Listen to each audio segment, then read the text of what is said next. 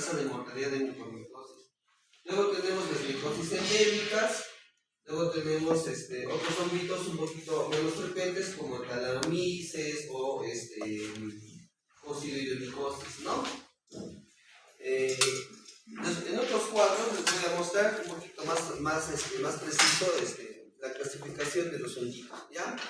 Como ya mencionamos, pertenecen al reino fungi, ¿no? Son eucariotas que proceden pared celular rígida, ¿ya?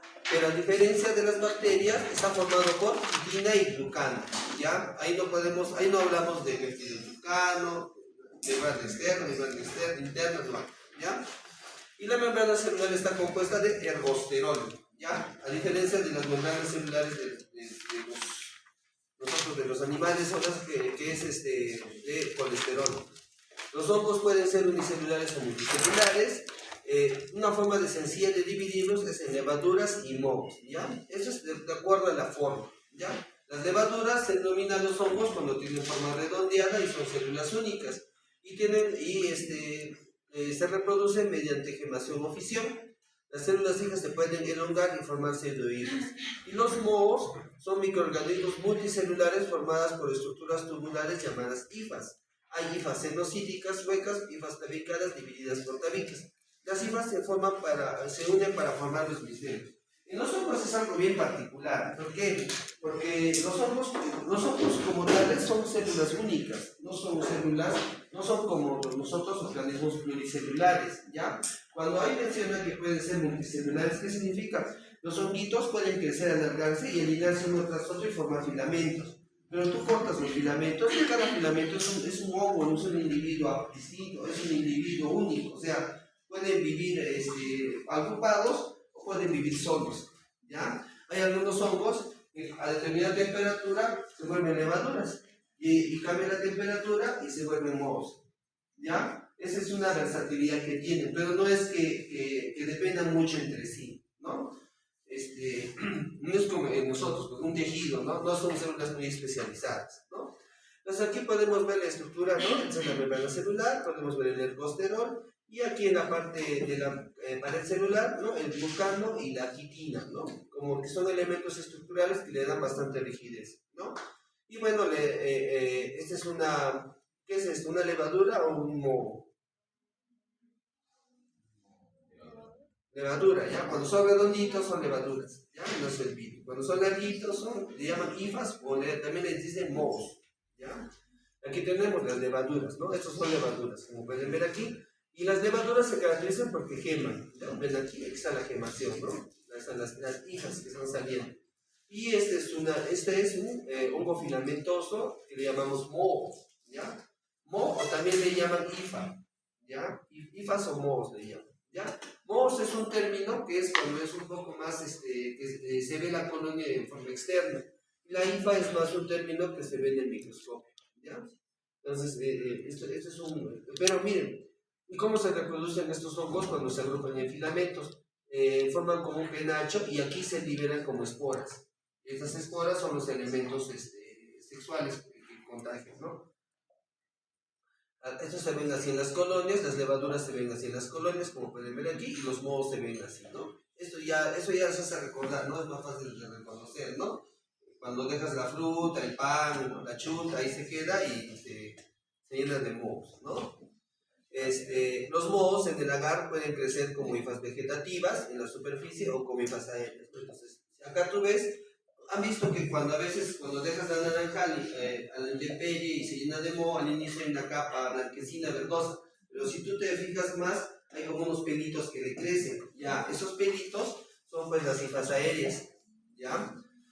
Las hifas aéreas son conillos, que son los elementos reproductores asexuados, que a su vez tenemos blastoconillos cuando están en gemación, o artoconillas cuando son hifas segmentadas, ¿no? Pues aquí podemos ver, por ejemplo, ¿no? Estos son hongos filamentosos, o sea, son hifas, ¿no? Como podemos ver aquí, ¿no? Y estos también son elementos filamentosos, pero en los extremos se ven que hay reproducción, hay división, ¿no? Entonces, en este caso, estas serían más que todo blastoconillas.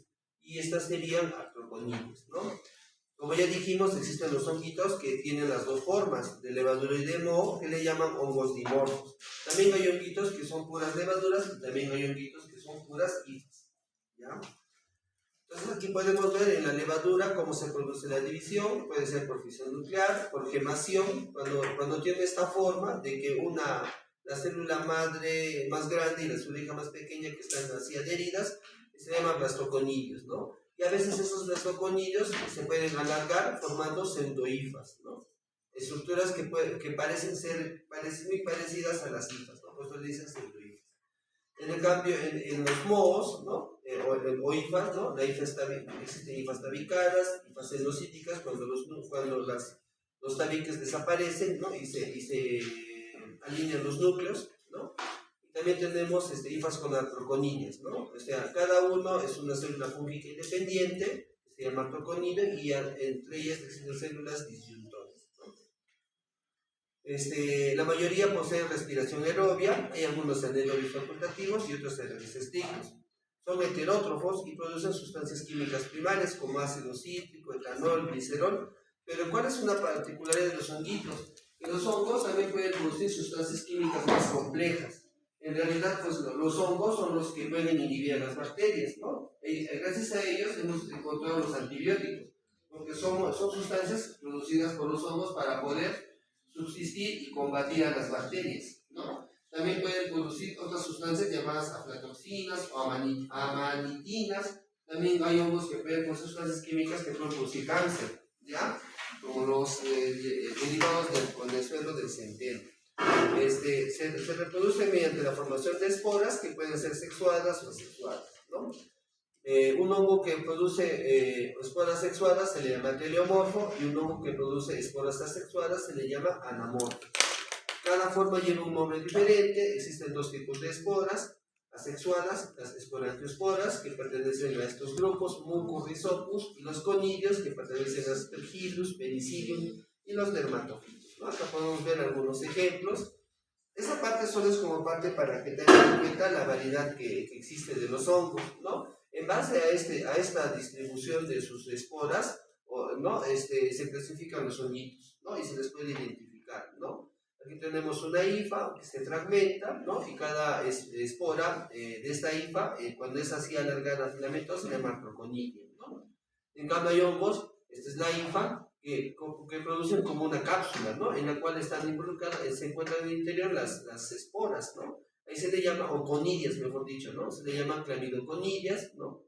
También tenemos las esporangiosporas, ¿no? Que crecen en una bolsa mucho más definida, terminal, ¿no? O en forma de racimo, ¿no? Como de ramificación, ¿no? Las conidioconidias, ¿no? Por ejemplo, ¿no? Esta es la clasificación de los hongos médicamente importantes, ¿ya? No se preocupen, esto no entra en el examen, ¿ya? Esto sí puede entrar en el examen. Una forma, si ustedes quieren, pues este es el camino hablando técnicamente, los principales grupos de hongos, ¿no? Los principales hongos patógenos vienen del filum Ascomycota, llamados también Ascomicetes, ¿no? Y aquí tienen los principales grupos, pero para que sea más entendible desde el punto de vista clínico, lo podemos dividir en hongos que producen infecciones superficiales, hongos que producen infecciones cutáneas, subcutáneas, endémicas y oportunistas, ¿ya? Entonces, en las superficiales, estas son las enfermedades: pitiriasis versicolor, piña negra, piedra blanca, piedra negra, y los hongos causales aquí los tenemos. En pitiriasis versicolor, en la especie más importante es un grupo de especies llamada Malassezia, ¿no? La principal es Malassezia furfur, ¿ya? Que produce la pitiriasis versicolor. Luego viene piña negra, Hortaea werneckii, Trichosporum o Piedrahia hortae, ¿no? Que son menos frecuentes. La más común es esta de acá, ¿ya? Esta no se olvida, ¿ya?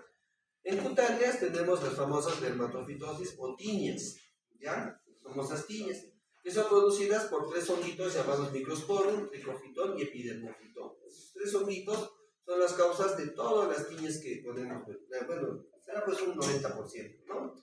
Luego hay la Candida albicans, ¿no? También puede producir lesiones en piel, sobre todo en pacientes inmunosuprimidos, ¿ya? Puede dar candidiasis, o también en los bebés, ¿no? Cuando se escaldan y se pone blanco, el tema del pañal se le llama esto, ¿no?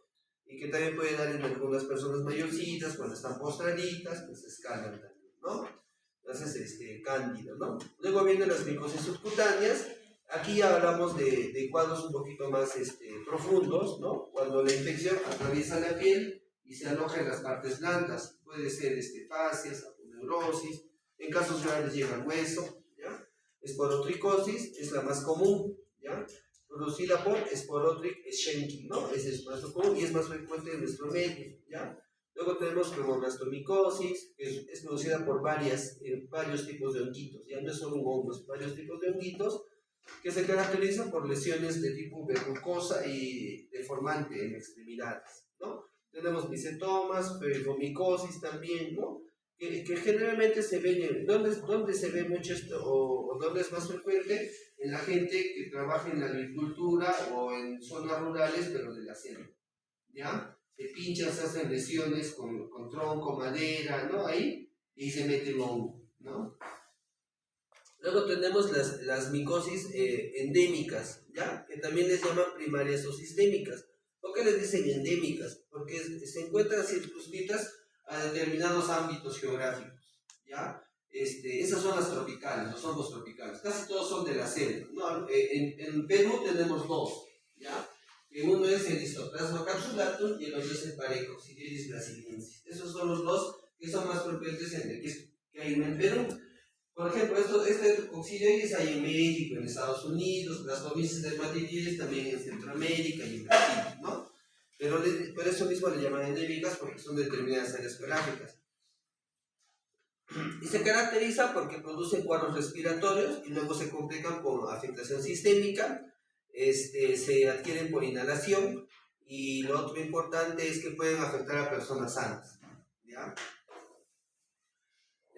Luego vienen los hongos oportunistas, candidiasis sistémica, criptococosis, aspergilosis, acá no ponen candida, pero sí está candida, y aloifomicosis, faefomicosis, mucormicosis, ¿no? Que son hongos que aprovechan que el individuo esté inmunosuprimido, ¿ya? Aquí hablamos de pacientes con cáncer, pacientes que están en UCI, pacientes que tienen enfermedades autoinmunes, lupus, artritis pacientes que tienen leucemias, que con la quimioterapia hacen neutropenia severa y aparecen estos hongos, ¿no? Patogenia de las micosis, ¿no? Entonces, cuando hablamos de la patogenia de las micosis, vamos a hablar de los patógenos primarios, que son los endémicos, y de los patógenos oportunistas, ¿ya? Entonces, los patógenos primarios son capaces de iniciar una infección en un huésped normal, aparentemente inmunocompetente, ¿no? O sea, ¿no? También pueden colonizar. Tenemos 4 y pertenecen a los ascomicetos, las tomices, dermatitis, coccidioides, histoplasma capsulatum y Parecoccidioides brasiliensis. Ya hemos dicho que estos son los más frecuentes, los dos últimos en nuestro país. Cada uno inhala un gran número de conidios de cuando un individuo inhala un gran número de conidios de cualquiera de estas 4 especies, incluso en individuos inmunocompetentes suele contraer la infección y se producen los procesos de colonización, invasión tisular y diseminación sistémica, ¿no? También pueden actuar como patógenos oportunistas, bueno, sí también pueden actuar como patógenos oportunistas. Entonces, ¿qué es lo clásico? Generalmente, un individuo sano no se contagia de micosis o de este tipo de hongos generalmente, ¿ya? Como dicen, los individuos sanos inmunocompetentes tienen una notable resistencia innata a las micosis, a pesar de la exposición endógena y exógena, ¿no? Pero, ¿qué es lo que dice la teoría? Por ejemplo, cuando uno se expone a una gran cantidad de esporas o de conidios de estos honguitos, por más que sea inmunocompetente, sí es posible que desarrolle la enfermedad, ¿ya? Por eso se habla mucho de la exposición. Por ejemplo, hay casos de histoplasmosis, ¿no? El histoplasma es un hongo que vive en las cuevas. Entonces, cuando uno entra a las cuevas e inhala ese aire contaminado que contiene el hongo, en gran cantidad uno puede infectarse, ¿ya? Puede infectarse. A veces el hongo puede permanecer en el cuerpo muchos años y pasa algo que te baja las defensas y despierta, como la tuberculosis, ¿ya? Eso se dice en histoplasmosis, ¿ya?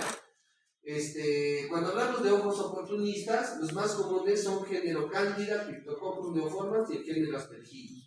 Estos producen infección en individuos con alteraciones en la barrera protectora de la piel y las membranas mucosas o con deficiencia del sistema inmunitario.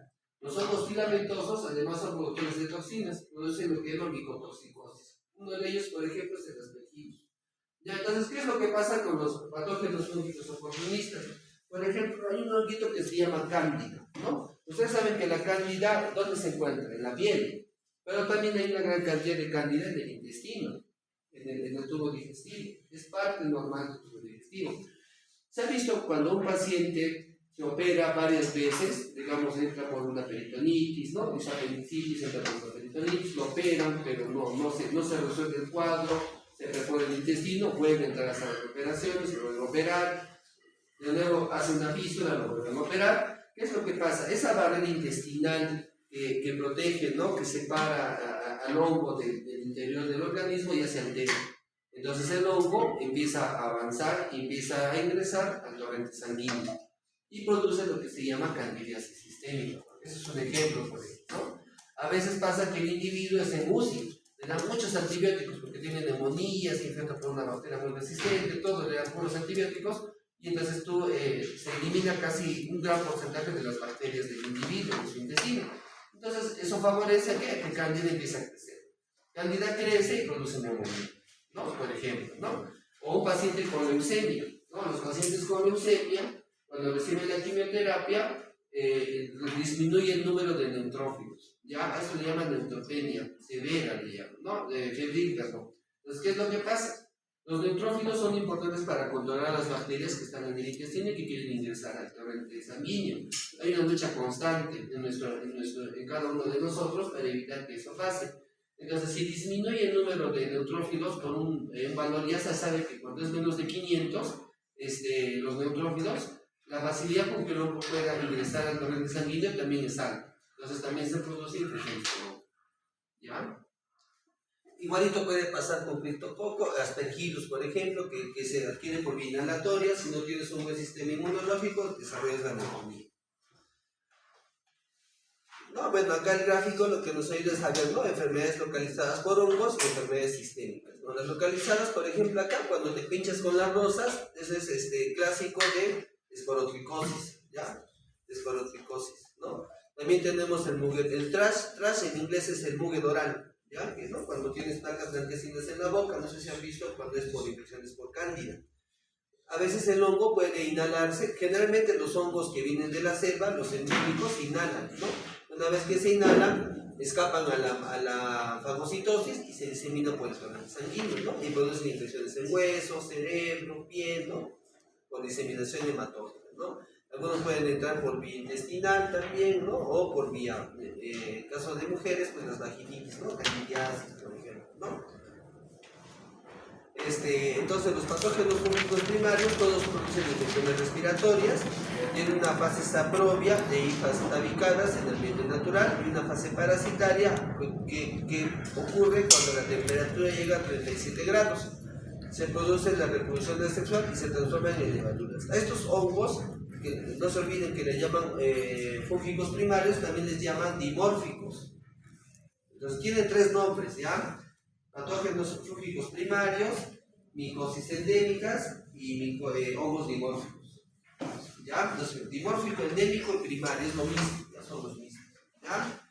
¿Y cuál es la característica? Cuando están en el suelo son hifas, a 25 grados, ambiente natural, y cuando entran al organismo, la temperatura del hongo es 37 grados, cambia y se transforman en levaduras. Y cuando se cambian de forma, se escapan de la fagocitosis y se pueden internar en el torrente sanguíneo, ¿no? Y eso es lo que pasa con estos honguitos. El dimorfismo representa una característica especial, ¿no? De este tipo de hongos y es el factor de virulencia, ¿no? Bueno, acá es un resumen de los patógenos primarios que, bueno, los vamos a ver cuando hagamos la teoría en la siguiente clase. Luego tenemos los patógenos oportunistas. En la mayoría de los casos, estos microorganismos pueden desarrollarse como colonizadores benignos o en forma de saprobios ambientales que únicamente causan infección grave ante una deficiencia en las defensas del huésped, ¿no? Por ejemplo, ¿no? Cándida que dijimos que vive en la piel. También tenemos, pero ¿en qué momento Cándida produce infección? ¿No? Cuando hay un factor adicional extra que altera nuestro equilibrio, ¿no? Por ejemplo, el uso de antibióticos. Por ejemplo, en el caso del VIH, ellos tienen candidiasis en la boca. y es pues por el déficit en la inmunidad celular, ¿ya? Eso no lo predispone a pseudomonas. Estos microorganismos, entonces, como igualito, existe un hongo llamado aspergillus, ¿ya? En las personas que les da tuberculosis, cuando la tuberculosis es una enfermedad que generalmente deja secuelas, la tuberculosis pulmonar, y te deja cavitaciones en el pulmón. Entonces, esas cavitaciones ya no es un pulmón sano, ya no tiene cilios, no hay barrera que elimine el moco. Entonces, con el tiempo se coloniza de hongos. Hay un honguito que es muy conocido que se llama aspergillus y que le gusta colonizar las cavitaciones del PVC, los secuelares. Y cuando bajan las defensas puede producir neumonía, ¿no? Los cándida, Cryptococcus es el que produce, es un honguito que es una levadura que produce meningitis en pacientes con VIH. La principal causa de meningitis en pacientes con VIH, aquí está el aspergillus, ¿no? Que es este aspergillus es un hongo que le llamamos, es una hifa, es filamentoso, ¿ya? No, ese no tiene forma doble, no es dimórfico, no es levadura, es solo filamentoso. Y la cándida casi siempre es levadura nada más, ¿no? Un ejemplo de levadura oportunista, cándida. Y un ejemplo de hifa oportunista, aspergillus, ¿ya? Aspergillus. ¿Cómo diagnosticas los hongos? Por el examen de KOH y también puedes emplear el inmunohistoquímico. El examen directo es el KOH, ¿no? Haces un raspado de piel y le pones un compuesto químico llamado hidróxido de potasio, eso diluye los corneocitos, hace que se separen las células cutáneas y permite ver mejor el honguito. O también puedes usar en las biopsias inmunistoquímica con tinciones de plata y hematoxilina de oxígeno, ¿no? En el gráfico es una preparación de hidróxido de potasio donde se puede ver lesiones, ¿no? Aquí podemos ver, estos son los micelios, o mejor dicho, las hifas de un líquido. Aquí podemos ver, esto es un glomérulo renal en el cual está infestado de cándida, ¿ya? Esto se ve en la tinción de hematoxilina de eosina, o aquí podemos ver en una tinción de plata, se puede ver es una hifa septada, ¿no? Pueden ver acá una hifa con sus ramificaciones, ¿no? Entonces se ve la diferencia entre hongos filamentosos y levaduras, ¿no? El cultivo se hace, el medio más común para aislar hongos es el agar saburón, ¿ya? No sé, ¿ya? En algunos niveles agar saburón con dextrosa, ¿no? O también utiliza extracto de corazón y cerebro. También existe un medio de cultivo que le llaman cromagar, que se utiliza para cándida y que tiene la particularidad de que cambia de color de acuerdo a la especie de cándida, ¿ya? Si es cándida vieja está de rojito, si es cándida otras especies de azulito, de verdecito, de moradito, ¿ya? Existen pruebas serológicas, algunos hongos pueden detectarse por serología, no todos los hongos, ¿ya? Por ejemplo, las mejores pruebas de detección antigénica es de criptococo y de histoplasma. Existe una sustancia llamada galactomanano, que también es un antígeno, que produce el hongo aspergillus, ¿no? Y también existe una sustancia llamada 1,3 beta glucano, que producen otros hongos como cándida, aspergillus, ¿no? Entonces, también podemos utilizar técnicas serológicas, ¿no? Detección de ADN se encuentra, bueno, sí hay PCR para hongos, ¿ya? Aquí falta actualizar la diapositiva. Existe PCR para muchos hongos. Y el maldito, que también es una técnica nueva que permite identificar mohos y levaduras en cultivos, ¿no? Entonces tienen lo importante en hongos es obtener la muestra para poder hacer todos esos tipos de estudios, ¿no? Esa es la más importante. ¿Ya? Entonces, ¿alguna pregunta?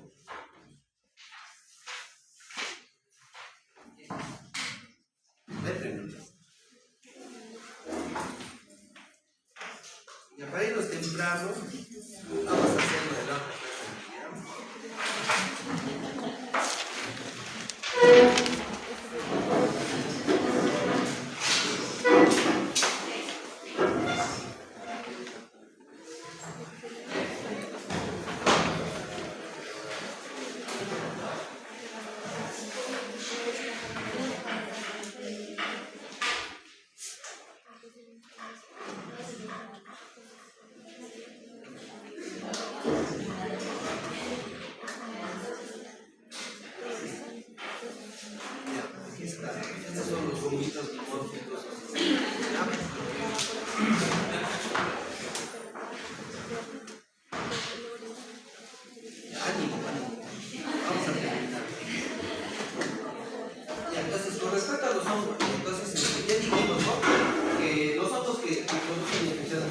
parte son los oportunistas y los hongos que llamamos primarios. Estos son los hongos primarios, hongos dimórficos o micosis sistémicas, así se les llama. ¿Ya? Miren, en realidad no es muy complejo. Los 4 hongos tienen el mismo tipo de transmisión, se transmiten del mismo modo. Lo que varía un poco es el tipo de exposición, el tipo de huésped, y a veces algunos tienen algunas particularidades de sus conillas, ¿no? No son todos exactamente iguales. Entonces, como dice aquí, existen en forma de mohos a 25 a 30 grados y de levaduras en los tejidos en el laboratorio a 37 grados. Entonces, muchas veces lo que hacen los investigadores, tú cuando encuentras el hongo lo siembran a 25 y luego lo siembran a 37 grados y ven el cambio, ¿no? Y cuando ven el cambio, este es un hongo dimórfico. Y también y con pruebas bioquímicas lo identifican, ¿no? Entonces podemos ver aquí, ¿no? Dice aquí fases probióticas y parasíticas de los hongos dimórficos, ¿no? O hongos dimórficos endémicos, ¿no? El A es histoplasma, como pueden ver en 25 grados, es filamentoso, ¿no? En sus extremos tiene como unas, digamos, pues, estructuras redondeadas, ¿no? Y cuando llega a la fase de 37 grados parasitaria se divide en levaduras, ¿no? Igualito el B es blastomices, el C para Coccidioides brasiliensis, ¿no? Tienen casi la misma estructura. Al final, pueden ver que todas estas estructuras son filamentosas y todas estas estructuras son levaduriformes, ¿no? Por ejemplo, este es muy especial, ¿no? Este es el de Coccidioides, ¿ya? Se consideran patógenos sistémicos primarios, ¿por qué? Porque afectan a individuos normales y también inmunocomprometidos, ¿no? Comprometen órganos profundos después de su diseminación a partir de los pulmones. Son micosis endémicas en hábitat natural delimitado, son micosis endémicas, ¿por qué? Porque poseen un hábitat natural delimitado geográficamente. La infección puede ser quiescente y reactivarse cuando hay inmunosupresión, ¿no? Algo parecido a lo que vimos en tuberculosis, ¿no? Tienen esa característica. Estos son los hongos sistémicos, ¿no? Acá han considerado el criptococo, pero en realidad esta es parte de lo que son oportunistas. Empezamos aquí, histoplasma, blastomisis, coccidioides y paracoccidioides, ¿no? Como dice acá, cultivo a 25 grados, mol. Mol, ¿qué es? IFA, ¿ya? Cultivo a 37 grados, gis. Gis en inglés es levadura, ¿ya? Levadura. Una excepción es este hongo llamado Coccidioides immitis, que produce esférulas, que son como microlevaduras, ¿no? Acá pueden ver, este es un esférula, ¿ya? ¿No? Que no tiene mucha relación con las otras, ¿no? Que tiene miles de conillas ahí adentro, ¿ya? Enfermedad primaria, vientos producen neumonía, puede ser del valle, neumonía, ¿no? Cuando producen enfermedad diseminada, afectan al sistema reticular endotelial, afecta a la piel, a los huesos, puede producir alteraciones de hueso, piel, meningitis, también afecta al sistema reticular endotelial, ¿no? Produce lesiones cutáneas. Entonces vamos a hablar acerca le vamos a poner más énfasis a los dos más importantes, ¿ya? Histoplasmosis, ¿no? O histoplasma capsulatum, producida por dos variedades el hongo se llama histoplasma capsulatum, pero existen dos variedades. La variedad capsulatum, que produce infecciones pulmonares en Estados Unidos y Latinoamérica, o sea, que es de nuestro país, que está en nuestro país, perdón, o histoplasma capsulatum variedad duboisi, que produce infecciones óseas y cutáneas en el África, ¿no? Aquí podemos ver la célula infectada por el hongo, ¿no? ¿Y qué son estas estructuras? ¿Qué son? Levaduras, son las levaduras del hongo, ¿ya? Esas son las levaduras del hongo, ¿no? Afectan a los macrófagos, ¿ya? Los macrófagos. Ambas formas son dimórficas, en medio de cultivos son indistinguibles. La forma de moho produce dos tipos de conilla, macroconilla tuberculada y microconilla. Las levaduras miden de 2 a 4 micras, ¿no? En la variedad capsular. Aquí podemos ver, este es como se ve el hongo a 25 grados, ¿no? En la fase de IFA, ¿no? IFA o moho, ¿no? Tenemos acá, hay microconillas y hay macroconillas, ¿no? Esa es una característica para identificarlo. Aquí podemos ver en la fase de levadura, ¿no? Aquí está quemando, ¿no? Esta es la levadura hija, esta es la levadura blanca, ¿no? Y todo esto alrededor es el macrófago. ¿Dónde es frecuente? A ver, histoplasma capsulatum, brecapsulatum es frecuente en Brasil, ¿no? El mapa no es muy fiable, ¿no? Es del Murray, pero debemos incluir a Perú. Perú en algunas zonas, sobre todo en la sierra central, perdón, la selva central de Perú, tiene histoplasmosis, ¿ya? Pero es un hongo que puede estar en varias partes del mundo. Tiene una distribución cosmopolita, es endémica en regiones de clima tropical y templado, sobre todo en el continente americano. Tiene su hábitat en el suelo y detritos vegetales, sobre todo en el suelo con alto contenido de nitrógeno. En especial se ha aislado del guano proveniente de las aves domésticas, aves migratorias y murciélagos. Una característica también de estos hongos, de la mayoría de estos hongos, es que crecen en suelos que tienen mucho contenido de nitrógeno, ¿ya?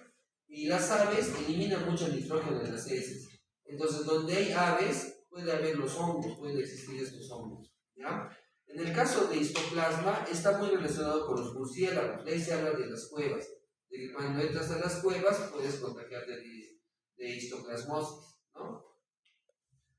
La infección se adquiere por inhalación de las microconillas y fragmentos de hifas del suelo contaminado, ¿no? Como en la caca, en la cueva, el murciélago, ¿no? Inhalas las microconillas. El suelo de la cueva es el que está contaminado, ¿no? El que tiene a los hongos, ¿no?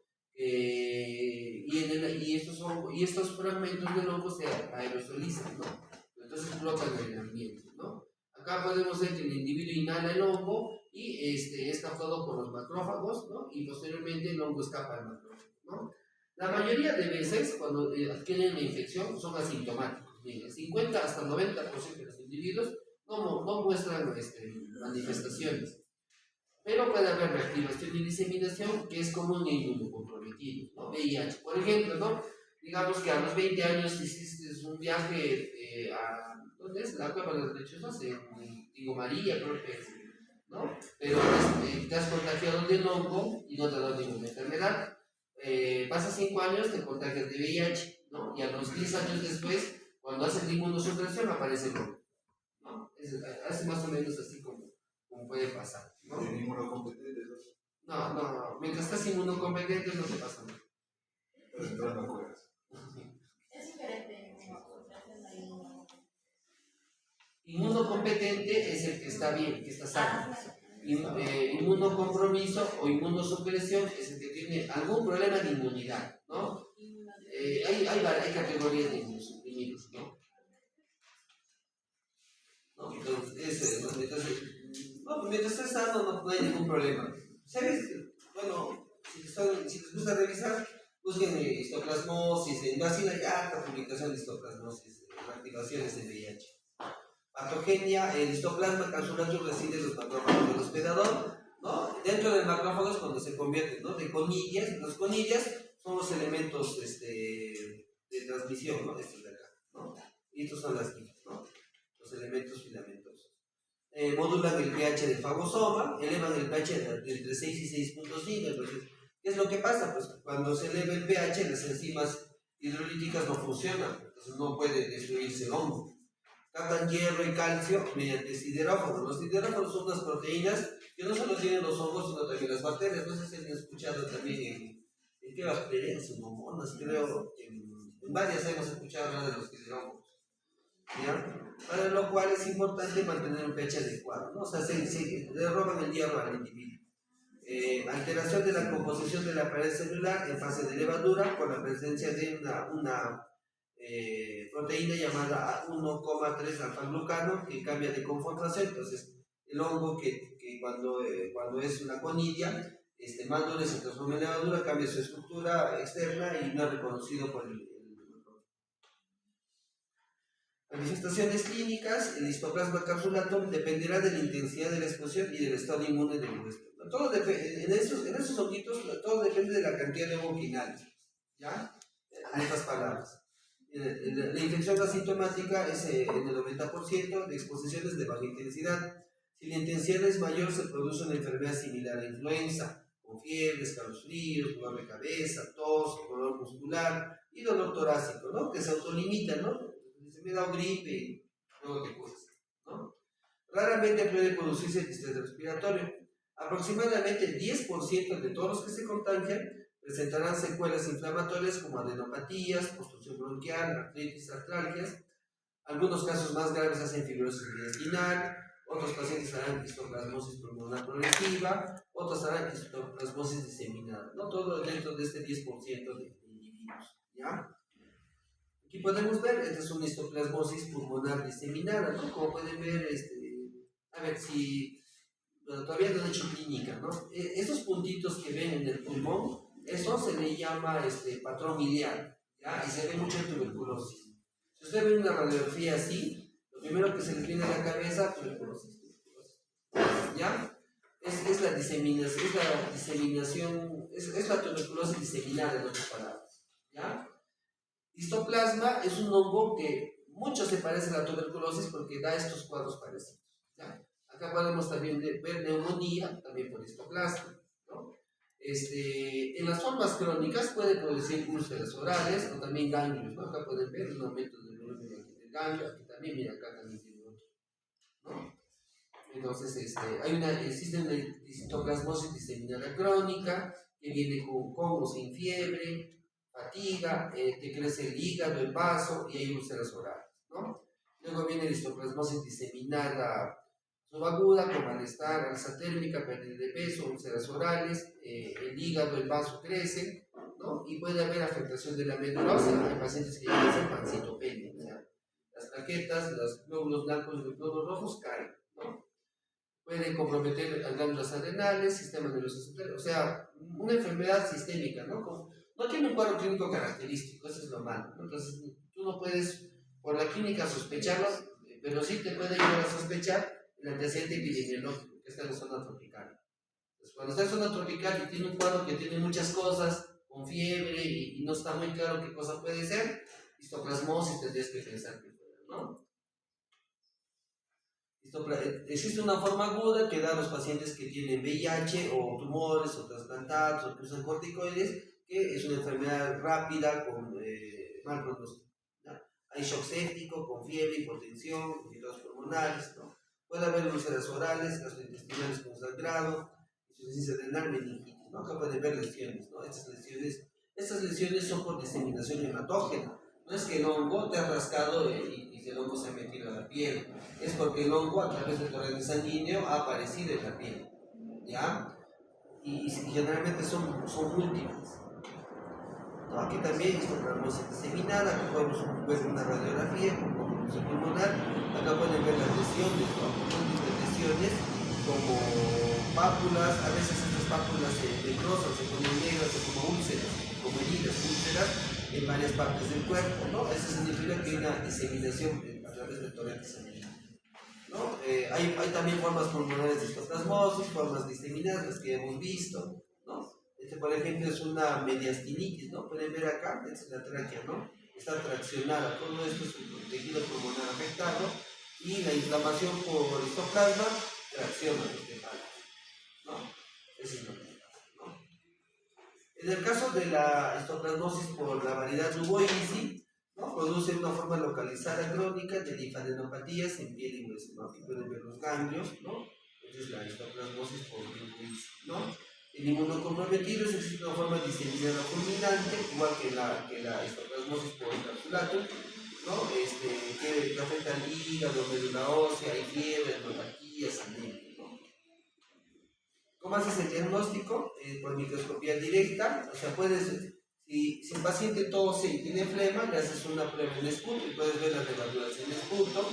Puedes hacer una técnica llamada VAL, que es el lavado bronquialveolar, ¿ya? ¿En qué consiste? ¿Han visto alguna vez una broncofiloscopía? ¿No? Ya, la broncofiloscopía es como la endoscopía digestiva. Que en vez que el endoscopio pase por la garganta, va por la fosa nasal y llega a la tráquea, ¿no? Pasa a la tráquea de los bronquios. Y puedes ver ahí los bronquios, ¿no? Se ve bonita y la ramificación. Entonces, mediante esta técnica, tú un poquito de cloruro le echas a través del endoscopio y lo lavas y las quitas, ¿no? Y eso puedes obtener y tienes una muestra directa de los alveolos pulmonares. Entonces, mediante esta técnica puedes encontrar el hongo también en sangre periférica, pero para que esté en sangre periférica tiene que estar el paciente pues mal, ¿no? Como una sepsis, ¿no? Médula ósea, tejido y se tiñe con cualquiera de estas tinciones que son para hongos, ¿no? Paz, tinción de plata de Momori o Giemsa, ¿no? Puedes hacer cultivo para hongos en el asaguro y dijimos, ¿no? La serología tiene poco valor, sobre todo en áreas endémicas, ¿no? Porque como dijimos, si el 90% de los individuos no se enferma, tú haces una prueba en sangre va a tener anticuerpos, porque no te ayuda a diagnosticar la enfermedad, no te ayuda mucho. La detección, hay una prueba que se llama detección de antígeno urinario para histoplasma, que es en orina, ¿no? Que sirve mucho cuando tienes la infección generalizada. También puedes hacer PCR, ¿no? Aquí pueden ver las biopsias, ¿no? Aquí pueden ver son macrófagos, aquí están las levaduras, ¿no? Cómo se multiplican. Esta es en contención de hematoxilina y eosina, también, ¿no? Cómo se ven las levaduras, ¿no? Las levaduras, la cápsula no se tiñe con la tinción, ¿no? Se ven transparentes. El cultivo, como se ven las colonias en los medios de cultivo, este es el honguito de intención de plata, ¿no? Se ve negro, ¿no? Los test de laboratorio para histoplasmosis, hay las tres formas más comunes. Para las formas diseminadas, lo que nos ayuda es la prueba de antígenos, detectar directamente al hongo y tiene buena sensibilidad, 90%, 92%. Cuando también podemos usar cultivos, ¿no? También podemos usar las pruebas de patología, o sea, las biopsias no rinden mucho, y la serología también te ayuda menos, ¿no? En cambio, la serología ayuda mucho en una forma crónica, porque el 100% tiene pruebas positivas, pero los antígenos salen poquito, ¿no? El cultivo te puede ayudar, pero el cultivo tiene que ser el orden de lavado bronquialveolar, ¿no? Si no, no lo vas a encontrar el honguito, porque si haces un cultivo de sangre, como es pulmonar y solo está en el pulmón, no aparece. Y cuando el paciente se ha curado, pues la serología es 98%, ¿no? Bueno, ya tratamiento. Paracoccidioidomicosis, ¿no? Es una infección fúngica sistémica causada por el hongo dimórfico Paracoccidioides brasiliensis. También es conocida como blastomicosis sudamericana. Su forma primaria ocurre en población joven como un proceso pulmonar autolimitado que puede progresar a formas agudas. También puede haber reactivación de lesiones antiguas, ¿no? Tipo histoplasma, ¿no? El hongo tiene una fase de moho, ¿no? Que crece lentamente a 25 grados, las colonias se crecen en 4 semanas, y la fase de levadura que se ve en los tejidos del cultivo a 37 grados, ¿no? Produce blastoconillas unidas por un estrecho. ¿Y cuál es la característica de ese honguito? Para que no se olviden, tiene forma de timón de barco, ¿ya? Cuando se habla de honguito con forma de timón de barco es para coco o para coccidioidomicosis, ¿no? Acá pueden ver, ¿no? Estas son las conillas, las toconillas que están unidas por una pequeña estrecha unión, ¿no? Como pueden ver aquí. A veces las formas pueden ser tan caprichosas que en algunos textos van a ver, tienen la forma de orejas de ratón Mickey, ¿ya? Para verlos se emplean tinciones de plata, ¿no? Las tinciones de plata son, cuando ven así tinciones y ven negro, esa es plata, ¿ya? Son tinciones de plata. HY, metoxidilosina, KOH es el examen directo. Es endémico de Latinoamérica, más frecuente en América del Sur. El hongo se desarrolla en áreas con alta humedad, rica vegetación, suelos ácidos y moderadas temperaturas, vía de transmisión inhalatoria o por traumatismo. ¿Cuál es el reservorio? Los armadillos, al igual que la lepra, ¿no? No se ha reportado la transmisión de hombre a hombre, afecta a niños y adolescentes entre 10 y 19 años, más frecuente en varones adultos, 30 a 50 años. Se habla que hay una tendencia, porque se ha visto que este hongo da mucho a los varones y casi nada a las mujeres, ¿no? La relación creo que es 9-1 más o menos. Los estrógenos inhiben, por eso ponemos acá, los estrógenos inhiben el crecimiento del hongo, ¿ya? La depresión de la inmunidad celular correlaciona con la forma aguda progresiva de la enfermedad, o sea, pacientes con problemas de CD4, ¿no? Bueno, aquí el honguito se ve donde está, si dices de acá, va desde aquí a todo Sudamérica, ¿no? El único país que no tiene enfermedades tropicales, ¿cuál es? Chile, no tiene. Eso no significa que en Chile no hay infectología, sino que Chile no tiene estos hongos, no reporta estos hongos. Todos los demás países de Sudamérica reportan estos hongos, ¿no? Chile tiene otros parásitos, ¿no? Pero igual no tiene estos hongos, ¿no? Ahí no hay malaria, no hay chagas, no hay dengue, ¿no? Ya, ¿qué más? Aquí podemos ver, ¿no? El hongo vive en zonas muy húmedas con suelos muy ácidos. ¿no? Y esto permite que cuando se aerosolizan las conidias, se inhalan y en los macrófagos pulmonares se diferencian en las levaduras. ¿No? Aquí podemos ver, ¿no?, cómo encontramos las células fúngicas. Esto es desechos. Y bueno, el reservorio, ¿no?, el armadillo, ¿no? Ya no se olvida. Hay una influencia hormonal. La enfermedad clínica es más frecuente en el hombre. Los estrógenos inhiben la transición de los conidios a levaduras, ¿no? Es lo que se plantea, ¿no? Por eso es que no afecta mucho a las mujeres. La función de los glucanos en la pared celular dice que está compuesta por 4 moléculas de galactomanano, quitina, glucano, que es 1,3 beta, y el glucano 1,3 alfa, que va cambiando, ¿no? Se dice que esta molécula, el 1,3 beta glucano, puede aumentar la respuesta inflamatoria, y cuando pasa a 1,3 alfa glucano, en fase de levadura, evade la respuesta inmune, ¿no? Hay respuestas ante un antígeno inmunodominante GP43 que permite la unión de las células y estimula la respuesta humoral. Este hongo se controla por inmunidad. Todos estos hongos que estamos viendo, ¿qué parte del sistema inmunológico los controla? La inmunidad innata, la inmunidad humoral o la inmunidad celular.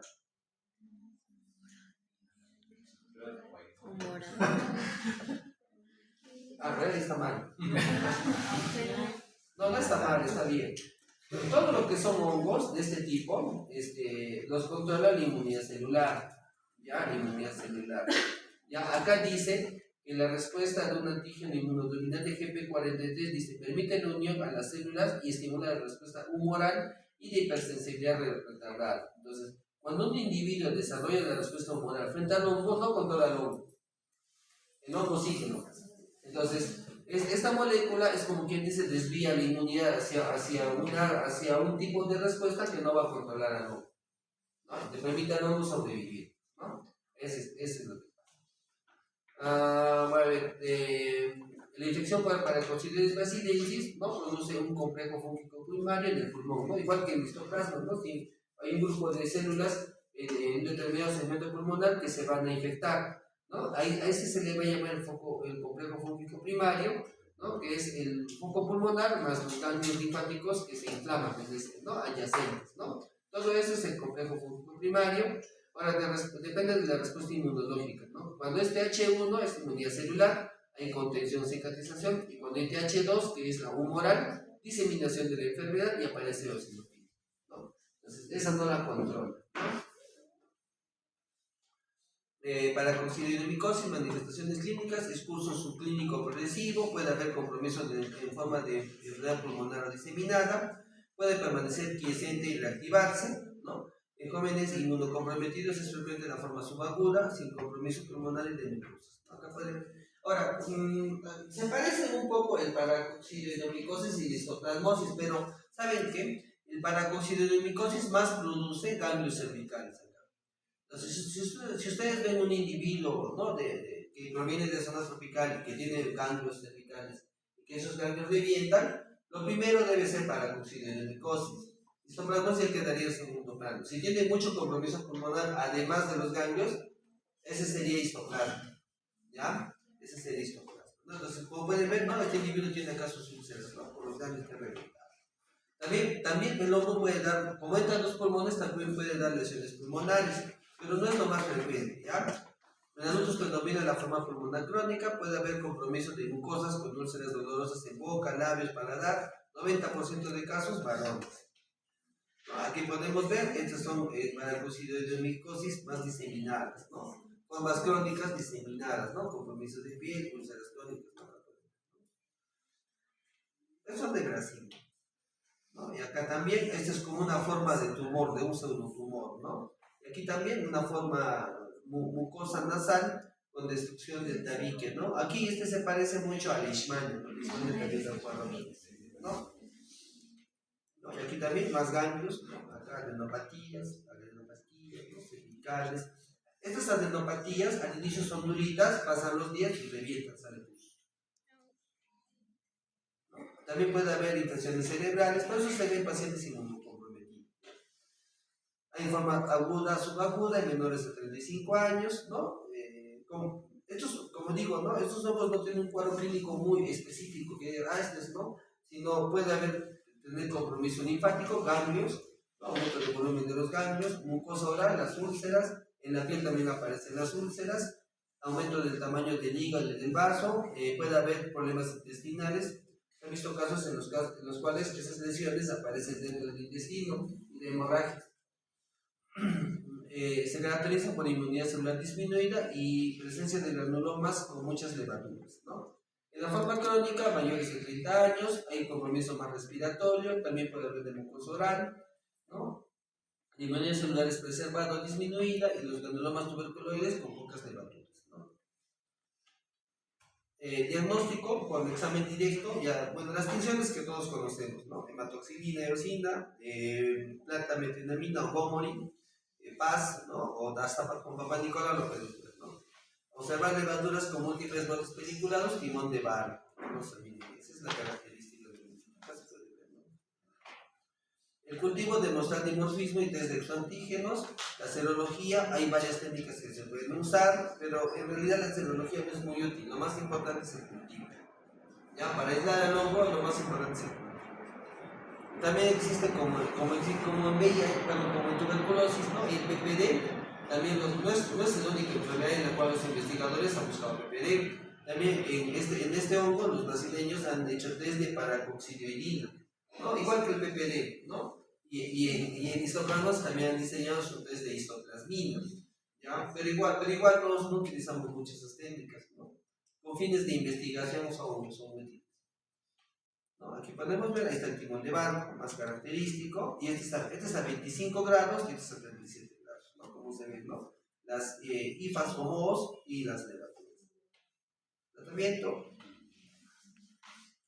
Ya en esta parte es breve nomás. Blastomicosis es una infección sistémica producida por Blastomyces dermatitidis, y estas infecciones se distribuyen en América del Norte, África y Europa, ya no hay en Sudamérica. También son hongos, ¿no? Como ya conocemos de los otros dos, levaduriformes, no encapsulados, de tejidos, y a 37 grados en medios de cultivo. Son esféricas y alinas multinucleares. Forma mohos filamentosos a 25 grados, ¿no? Con forma conillas ovoideas o con forma de pera, ¿no? Como también se adquiere por vía inhalatoria, el hongo vive en materia en descomposición, ¿no? ¿Qué cosa inhalamos? Las conillas, ¿ya? A los elementos que se aerosolizan o que flotan en el aire les llamamos conillas, ¿ya? No se transmite entre humanos, su distribución geográfica es similar a la histoplasmosis y es endémica al aire. Por eso es que el paracoxidoides es la blastomicosis sudamericana. Se adquiere por inhalación de conillas, la severidad y curso de la infección depende de la cantidad, ¿no? Como en todos los casos, ¿no? Si tú inhalas mucho el hongo, vas a desarrollar una enfermedad más severa. ¿Qué dice acá? La enfermedad sintomática es sintomática en menos de la mitad de los infectados y produce una enfermedad pulmonar tipo flu-like y que puede llegar hasta neumonía, ¿no? Que es variable, ¿no? También hay formas extrapulmonares, ¿no? Como podemos ver acá, en lesiones cutáneas también puede haber, ¿no? Acá tenemos compromiso pulmonar por el hongo, acá tenemos una forma de tipo biliar, ¿no? Con múltiples puntitos, ¿no? Como que tuviéramos un punteado ahí en la radiografía. El diagnóstico es igual, las técnicas para aislar estos hongos son iguales. Ya haces KOH, cultivo, biopsia, tinción con plata, hematoxilina eosina, PAS, ¿no? El cultivo demora 4 semanas y requiere identificación con exoantígenos con conversión a 37 grados, no se usa serología y también hay PCR para el tratamiento. Ya. Y coccidioidemicosis, para terminar, producida por un hongo llamado Coccidioides mitis y también Coccidioides posadaceae. Se adquiere por inhalación de las artroponidias. La infección varía desde una infección asintomática a una enfermedad progresiva y tiene amplia variedad de lesiones, lo que dificulta el diagnóstico. En la foto que ven ustedes acá, este tipo de... Cuando el hongo ingresa al individuo, forma lo que se llama la esférula. Y la esférula contiene muchas conillas que luego se van a transformar en levaduras. Bajo esta forma es como los tienen en cuenta el hongo y los macrófagos de este tipo de hongo. Ya no se olviden, ya aquí está. Cuando el hongo se inhala, ingresa a los pulmones y pueden ver la conilla, se empieza a multiplicar dentro y se forma como una estructura, como una esfera llena de otros levaduras, ¿no? Que cuando madura se libera, ¿no? La levadura tiene forma de esférulas de los tejidos. Después de su inhalación, la troponía llega a convertirse en esférulas en el pulmón, las cuales producen las endosporas, ¿no? Estos contenidos que están acá son las endosporas. Es endémica de los desiertos de Estados Unidos, norte de México y algunas áreas de Centro y Sudamérica. En Venezuela, el hongo se halla en el suelo, su crecimiento es favorecido por las deposiciones de glucémidos y glucosa. La lluvia y sequía favorecen el crecimiento. Acá sí hay una incidencia de 15 casos por 100.000 habitantes en zonas endémicas. El hongo se encuentra, ¿dónde está? En verde, ¿no? Por acá. ¿No? Acá en Colombia, Venezuela, ¿no? Por acá. Creo que también por Paraguay. Es el hongo patógeno más virulento. La inhalación de pocas artoconidas produce coccidioidomycosis primaria, una enfermedad pulmonar, ¿no? Hasta el 60% pueden hacer enfermedad, ¿no? Puede haber alergias, la enfermedad progresa coccidioidomycosis secundaria, ¿no? Un cuadro pulmonar. Puede haber diseminación hematógena, diseminación extrapulmonar, y en pacientes inmunocomprometidos es mayor riesgo para enfermedad diseminada. ¿Qué más? El examen directo, ¿no? Igual que como otros, ¿no? Presencia de esférulas. Ahora, la característica es esta. Recuérdense nomás que las esférulas caracterizan al hongo, ¿no? Aquí está, es una biopsia y se puede ver la esférula, ¿no? Con endosporas en el interior, ¿no? Se puede usarse KOH, calcofluor, para ver esto, para poder identificarlos. Las biopsias lo utilizamos hematoxilina, plata de metenamina o de Gomorin, Yemsa. El cultivo crece en 5 días, es más rápido. La típica esporulación, o sea, esta forma se ve entre 5 a 10 días, ¿no? También se pueden usar exoantígenos, o sea, tipo PPD. Se puede usar serología, ¿no? Que puede detectar el 93% de los casos, ¿no? En este caso sí podría ser, sí es útil la serología. Bueno, tratamiento. Ya hemos terminado. ¿Alguna pregunta? Acuérdense de los dos primeros. Ya, ese es lo que me estoy diciendo.